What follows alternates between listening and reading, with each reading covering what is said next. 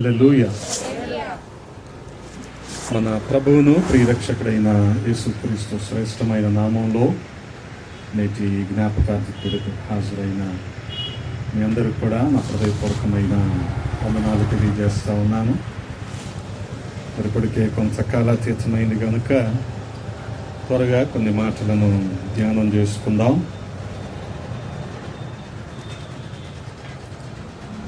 అపోస్తుడైన పౌలు కొరింథీయులకు రాసిన రెండవ పత్రిక. అపోస్తుడైన పౌలు కొరింథీయులకు రాసిన రెండవ పత్రిక 5వ అధ్యాయము 6వ వచనాన్ని చదువుతూ ఉన్నాను. గమనించండి.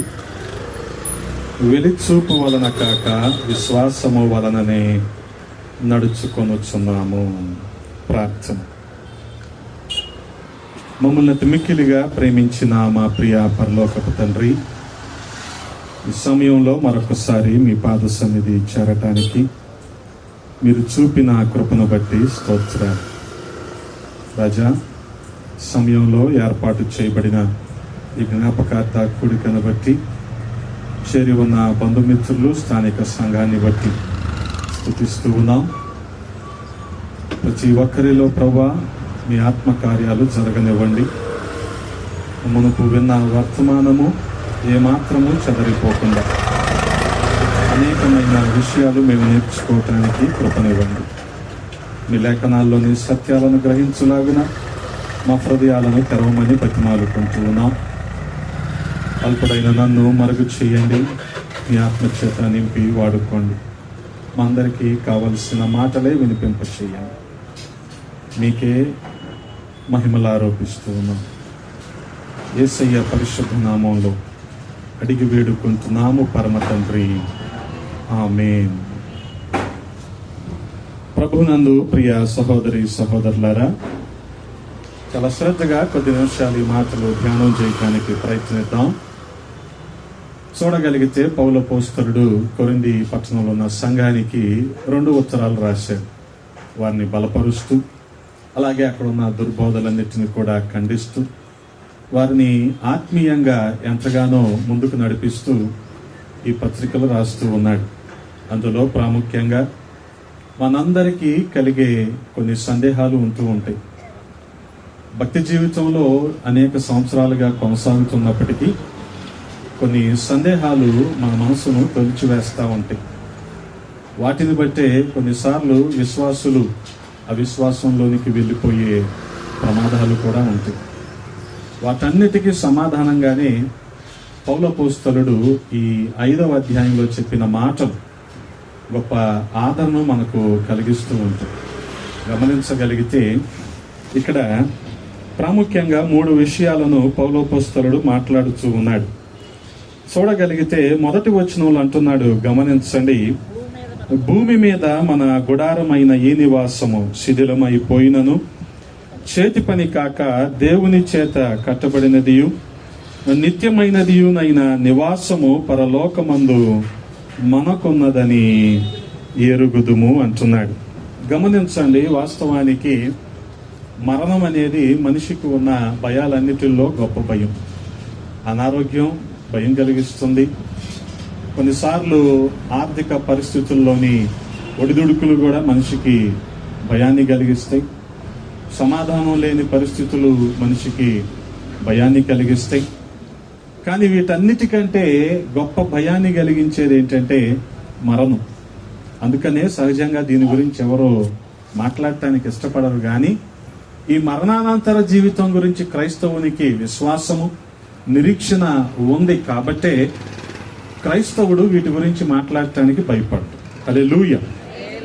చాలా సందర్భాల్లో అసలు ఆ పదాన్ని నోటి నుండి పలకటానికి కూడా మనిషి ఆలోచిస్తూ ఉంటాడు. కానీ మనకైతే అటువంటి భయము లేదు.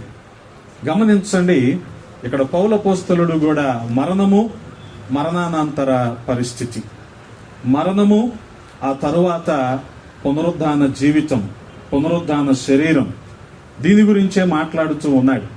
అందుకనే చూడగలిగితే మన నిశ్చయతను మొదటి వచనంలో చెప్తూ ఉన్నాడు. భూమి మీద మన గుడారమైన ఈ నివాసము శిథిలమైపోయినా సరే చేతి పని కాక దేవుని చేత కట్టబడినది, నిత్యమైనది. అటువంటి నివాసము మనకు పరలోకంలో ఉందని మనము తెలుసుకున్నాం, మనం ఎరిగి ఉన్నాం.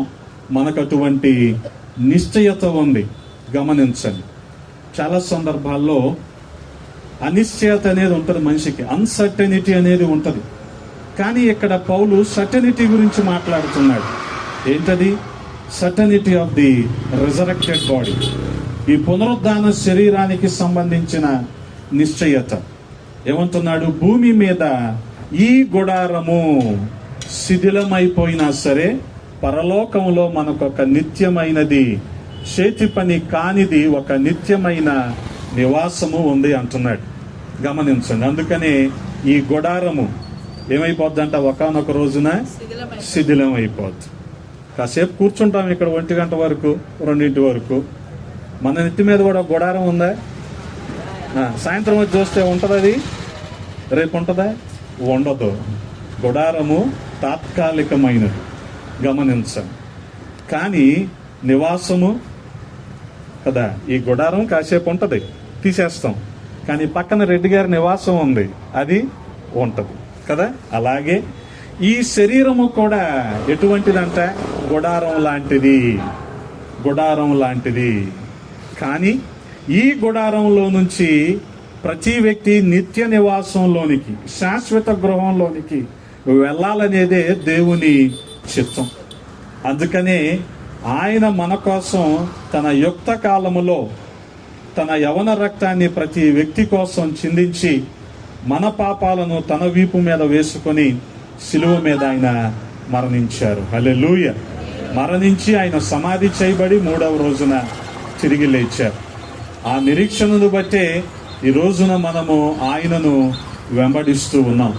అందుకనే పౌలు అపోస్తలుడు మనకు ఆదరణ కలిగించటానికి, అలాగే అప్పటి పరిస్థితుల్లో కొరింథీ పట్టణంలో ఉన్న సంఘాన్ని బలపరచటానికి, వారిలో ఒక నిశ్చయత కలిగించటానికి, గమనించండి, ఈ విషయాలన్నీ కూడా బోధిస్తూ ఉన్నాడు. అందుకనే ఒక మాటలో చెప్పేశాడు, ఇది గుడారము, శాశ్వత నివాసము అక్కడ ఉంది.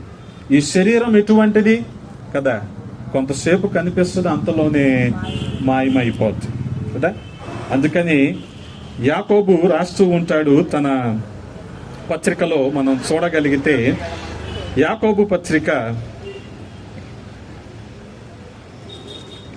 4వ అధ్యాయం 14వ వచనంలో మనం చదవగలిగితే, రేపేమి సంభవించునో నీకు తెలియదు, మీ జీవమే పాటిది, మీరు కొంతసేపు కనబడి అంతలో మాయమైపోవు ఆవిరి వంటి వారే అంటున్నాడు.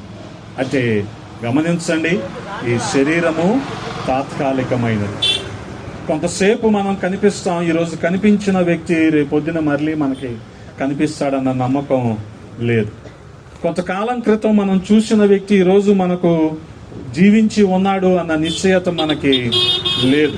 ఇదెంత సహజమో అదే రీతిగా మనము ఖచ్చితంగా శాశ్వత గృహము, నిత్య నివాసములోనికి వెళ్ళటం అనేది కూడా సహజమే.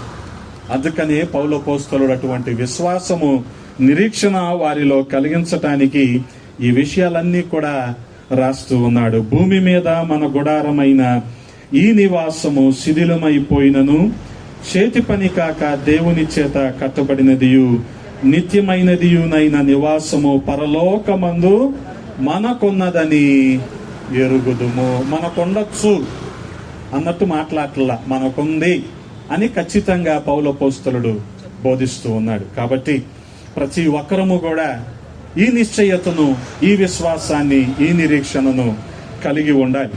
అంత మాత్రమే కాదు, ఈ జీవితము ఎంత క్షణికమైనది, తాత్కాలికమైనదంటే మోషే కూడా కీర్తనలో మాట్లాడతాడు.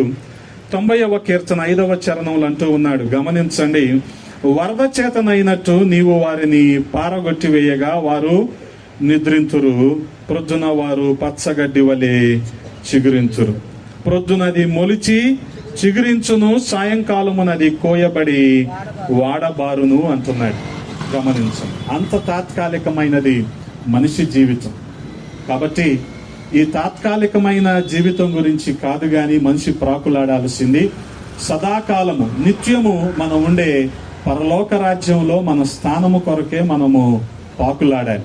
అటువంటి ధ్యేయము ప్రతి విశ్వాసి కూడా కలిగి ఉండాలి. కానీ ఈ రోజున మనిషి ప్రయత్నాలు, మనిషి ప్రయాస దేని గురించి అంటే ఇలాగా త్వరగా ఆవిరైపోయే జీవితం గురించి, తాత్కాలికమైన ఈ లోకం గురించి. ఇక్కడ మనం ఏం చేద్దాం, ఇక్కడ ఎలాగుందాం, ఇక్కడ ఎంత సంతోషంగా ఈ జీవితాన్ని గడుపుదాం అని మనిషి అనుకుంటూ ఉంటాడు. గమనించండి. అందుకని చూడగలిగితే ఆ తర్వాత వచనంలో మాట్లాడుతూ ఉన్నాడు పౌలు అపోస్తలుడు, మనము దిగంబరులము కాక వస్త్రము ధరించుకొనిన వారముగా కనబడుదుము. కాబట్టి పరలోకము నుండి వచ్చు మన నివాసము దీనిపైన ధరించుకొనని అపేక్షించుచు దీనిలో మూల్గుచున్నాము. గమనించండి. మొదటి వచనంలో ఏమంటున్నాడు, మనము తాత్కాలికంగా ఉన్న గుడారంలో ఉంటున్నాము, మనము నిత్య నివాసమైన పరలోకంలోనికి వెళ్ళాలి అంటూనే ఇక్కడ ఏమంటున్నాడు చూడగలిగితే ఇక్కడ స్వభావం గురించి మాట్లాడుతూ ఉన్నాడు. గమనించండి. మనము దిగంబరులము కాక వస్త్రము ధరించుకున్న వారంగా కనపడతామంట. మనం దిగంబరులుగా ఉండం. వాస్తవానికి మనిషి ఏమనుకుంటాడు, నిజమే మనిషి అనుకునేది, ఈ లోకంలోనికి ఏమీ తీసుకురాకుండా వచ్చాం, వెళ్ళేటప్పుడు కూడా ఏమీ తీసుకువెళ్ళలేము అని అనుకుంటాడు. నిజమే, కాదంటలేదు. కానీ వాస్తవానికి మనిషి చనిపోయిన తర్వాత దిగంబరంగా ఉండడంట. పరలోకం నుంచి వచ్చే ఆ వస్త్రాలను ధరించుకుంటాడు. అంటే గమనించండి, ఒక మాటలో చెప్పాలంటే మరణం అనేది జస్ట్ డ్రెస్సు మార్చుకున్నట్టు అన్నమాట. ఎలాంటిది? డ్రెస్సు మార్చుకుంటున్నాం అంతే. అంటే ఈ మత్స్యమైనది, ఈ నశించిపోయేది, దీన్ని విడిచిపెట్టి నిత్యమైనది, ప్రశస్తమైనది, మహిమగల ఆ వస్త్రాలను మనము ధరించుకుంటున్నాం. అందుకని క్రైస్తవుడికి ఉన్న ఈ నిరీక్షణను బట్టి మరణం అనేది కేవలము డ్రెస్సు మార్చుకోవటం. గమనించండి. అంటే ఈ దేహాన్ని మనం విడిచిపెట్టి అలాగని దిగంబరంగా ఉంటున్నామా? లేదు. ఆ మహిమ వస్త్రాలను మనం ధరించుకుంటున్నాం. ఎక్కడి నుంచి వస్తున్నాయి అంటున్నాడు అవన్నీ. గమనించండి. పరలోకం నుండి వచ్చే ఆ మహిమ వస్త్రాలు. ఆ తర్వాత కూడా అంటున్నాడు, అందుకనే అవి వచ్చేంత వరకు ఏం చేస్తున్నాం? ఈ శరీరంలో ఉండి మనం మూలుగుతూ ఉన్నాం. ఏం చేద్దాం? ఏం కావాలి? ఎలాగుండాలి? ఏం సంపాదించాలి? ఎవరిని సంతోష పెట్టాలి అని ఈ దేహంలో ఉండి మనం ఏం చేస్తున్నాం? మూలుగుతున్నాం. అందుకని మరణం అనేది డ్రెస్సు మార్చుకున్నంత ఈజీ అయితే మరణం అనేది ఈ మూలుగులన్నిటికీ ముగింపు. గమనించండి. మనిషి ప్రాకులాట ఉంది కదా, ఈ ప్రయాస ఉంది కదా, అందుకనే మనిషి ఏం చేస్తున్నాడు? ఈ దేహంలో పడి మూలుగుతూ ఉన్నాడంట. ఈ మూలుగులన్నిటికీ ముగింపు. ఆ తర్వాత ఏమని రాయబడి ఉంది గమనించండి. ఈ గుడారములోనున్న మనము భారము మోసుకొని మూలుగుచున్నాము, ఇది తీసివేయవలనని కాదు గాని మత్స్యమైనది జీవము చేత మృంగివేయబడినట్లు ఆ నివాసమును దీనిపైన ధరించుకొనగోరుచున్నాము. మూలుగుతూ ఉన్నాము, ఆ మూలుగులన్నిటికీ ముగింపు పలుకుతూ ఉన్నాము. అలాగే నశించిపోయే మత్స్యమైన ఈ దేహము మీద ఆ నివాసాన్ని మనము ధరించుకోవాలనుకుంటున్నాం. గమనించండి. ఇది మరణం యొక్క స్వభావం. కాబట్టి ఈ ముగింపు అంతటిలో మనకి జరిగేది ఏంటంటే గొప్ప మలుపు. ఏంటా మలుపు? పరలోక రాజ్యం నుండి వచ్చే ఆ మహిమ వస్త్రాలను మనము ధరించుకోబోతూ ఉన్నాం. తాత్కాలికమైన ఈ గుడారాన్ని విడిచిపెట్టి శాశ్వతమైన గృహంలోనికి మనము వెళ్ళబోతూ ఉన్నాం. కాబట్టి మరణం గురించి ఎవరు అధైర్యపడవలసిన అవసరత లేదు. చూడగలిగితే పౌలు అపోస్తలుడు ఆ తర్వాత కూడా ఈ స్వభావాన్ని, ఈ మరణం యొక్క స్వభావం, దీని గురించి మాట్లాడుతూనే ఇందులో ప్రతి విశ్వాసికి ఉండవలసిన నిరీక్షణ గురించి చెప్తూ ఉన్నాడు. 7-8 వచనాలలో, గనుక ఈ దేహములో నివసించునంత కాలము ప్రభువునకు దూరముగా ఉన్నామని ఎరిగియుండియు ఎల్లప్పుడూ ధైర్యము గలవారై ఉన్నాము. ఇట్లు ధైర్యము కలిగి ఈ దేహము విడిచిపెట్టి ప్రభువునొద్ద నివసించుటకు ఇష్టపడుచున్నాము. కాబట్టి క్రైస్తవులు ఎవరు కూడా అధైర్యపడవలసిన అవసరత లేదు. రక్షించబడిన వారు ఎవరు కూడా దీని గురించి అసలు ఆలోచించవలసిన అవసరం లేదు. ఎందుకని? మనకంటూ ఒక నిశ్చయత ఉంది. ఈ దేహంలో ఉన్నంత కాలము ఈ ఇబ్బందులు తప్పవు. ఏది? ఇకలోక ప్రయాస తప్పదు. కానీ ఒకానొక రోజున ఈ ప్రయాస అంతటను ముగించి మనము ఆయనతో పాటు ఉండటానికి వెళ్తున్నాం. కాబట్టి ఖచ్చితంగా మనము నిరీక్షణ గలవారమై ఉండాల్సిన అవసరత ఉంది. అంత మాత్రమే కాదు, 5వ వచనంలో ఒక గొప్ప హామీ మనకు పౌలు అపోస్తలుడు జ్ఞాపకం చేస్తా ఉన్నాడు. ఏంటంటే, దీని నిమిత్తము మనలను సిద్ధపరిచిన వాడు దేవుడే, మరియు ఆయన తన ఆత్మను సంచకరువును మనకు అనుగ్రహించి ఉన్నాడు. గమనించండి, దీని గురించి మనలను సిద్ధపరిచేవాడు దేవుడే. కారణం ఏంటంటే, ఆయన ఎలాగైతే చనిపోయి 3వ రోజున తిరిగి లేచాడో అలాగే ప్రభువునందు నిద్రించిన ప్రతి ఒక్కరూ కూడా తిరిగి లేస్తారన్న విశ్వాసం, నిరీక్షణ మనము కలిగి ఉండాలి. ఆ రీతిగా ఎప్పుడైతే ఉంటామో ఖచ్చితంగా నిరీక్షణను బట్టి మరింత విశ్వాసంలోనికి మనం నడిపించబడుతూ ఉంటాం.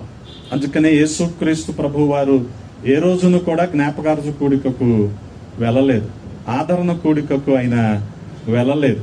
ఎందుకనంటే ఆయన ఉన్న చోట అసలు మరణానికి తావేది కదా. ఒక రోజున ఈ నాయిను గ్రామంలోని విధవరాలు కుమారుడు చనిపోయాడు.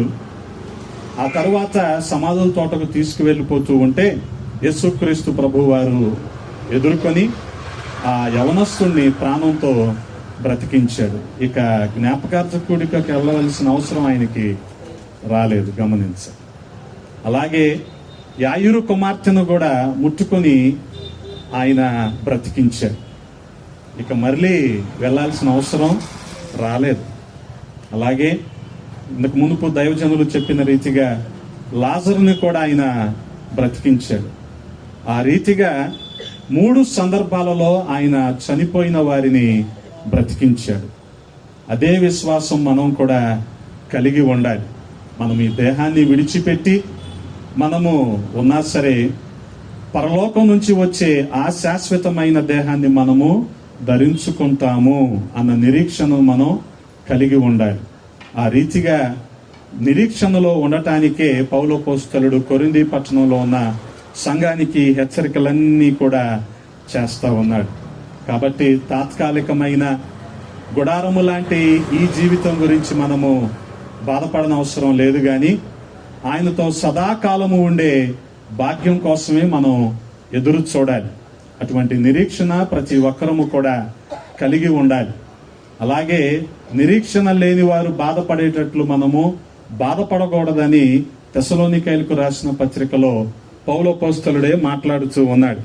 గమనించండి, చూడగలిగితే తెస్సలోనికైలకు రాసిన మొదటి పత్రిక 4వ అధ్యాయము 13వ వచనం నుంచి కొన్ని మాటలు మనం చూడగలిగితే, యేసు మృతి పొంది తిరిగి లేచునని మనము నమ్మినెడలా అదే ప్రకారం యేసు నన్ను నిద్రించిన వారిని దేవుడు ఆయనతో కూడా వెంట పెట్టుకుని వచ్చును. మేము ప్రభువు మాటను బట్టి మీతో చెప్పునదేమనగా, ప్రభువు రాకడ వరకు సజీవులమై నిలిచియుండు మనము నిద్రించిన వారి కంటే ముందుగా ఆయన సన్నిధి చేరము. ఆర్భాటముతోను ప్రధాన దూత శబ్దముతోను దేవుని బోరతోను పరలోకము నుండి ప్రభువు దిగివచ్చును. క్రీస్తు నందుండి మృతులైన వారు మొదట లేతురు.